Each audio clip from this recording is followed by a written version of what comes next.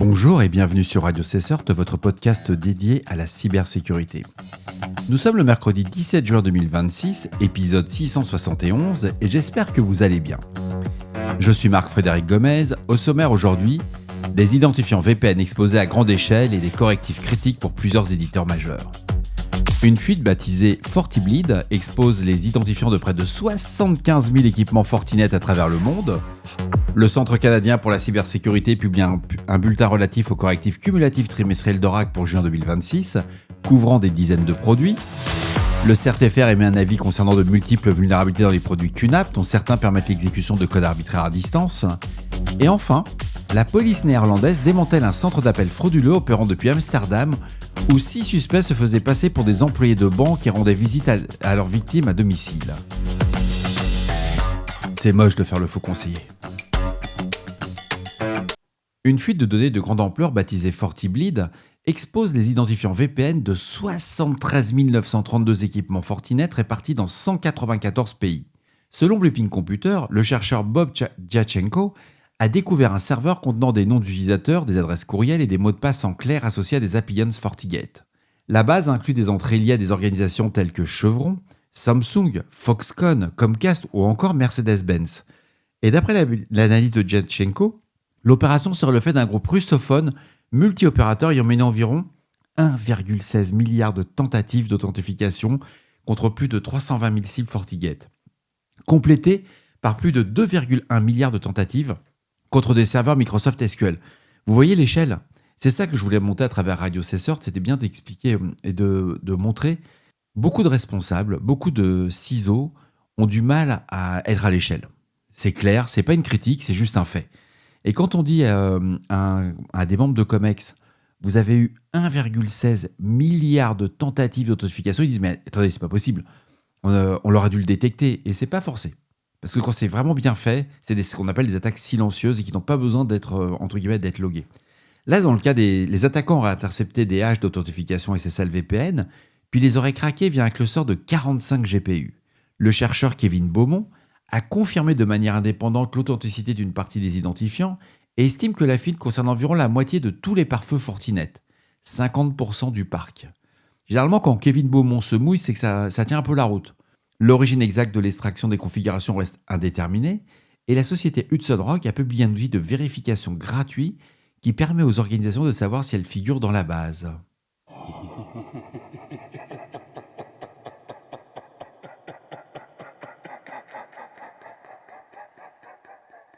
Le Centre canadien pour la cybersécurité a publié un bulletin, le AV26605, relatif aux correctifs cumulatifs trimestriels d'Oracle pour juin 2026.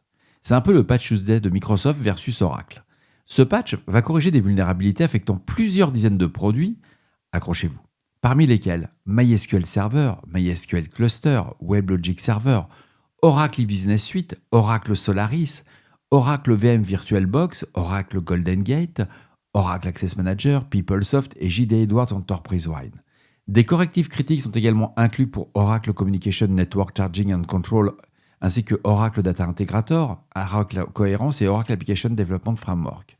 Le Centre de la cybersécurité recommande aux administrateurs de consulter les bulletins officiels d'Oracle et d'appliquer sans délai les mises à jour correspondantes. La surface d'exposition étant étendue, les produits concernés couvrent des environnements de base de données, de middleware, de RP et de virtualisation déployés dans la quasi-totalité des secteurs d'activité économique.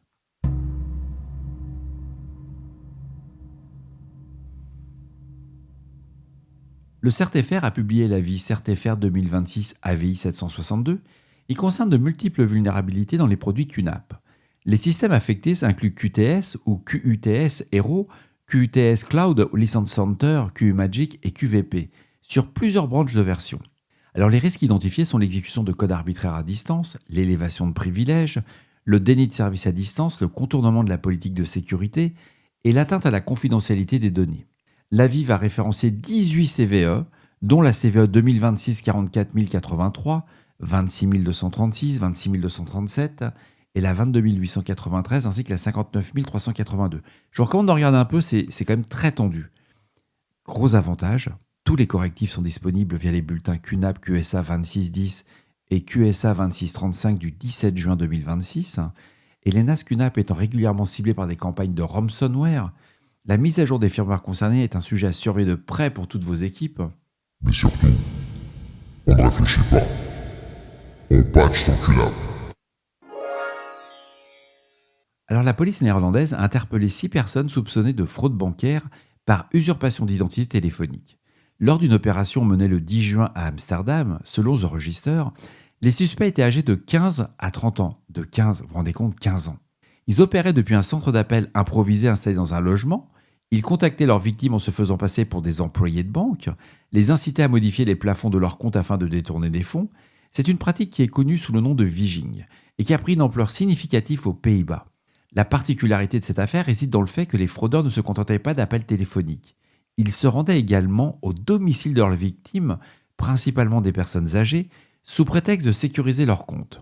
La police précise que des dizaines de milliers de victimes majoritairement âgées ont été ciblées pour ce type de fraude dans le pays, et l'Unité nationale d'intervention pour la criminalité numérique a saisi plusieurs ordinateurs portables, téléphones et cartes bancaires lors du raid. D'autres arrestations ne sont pas exclues. C'est un scénario assez classique.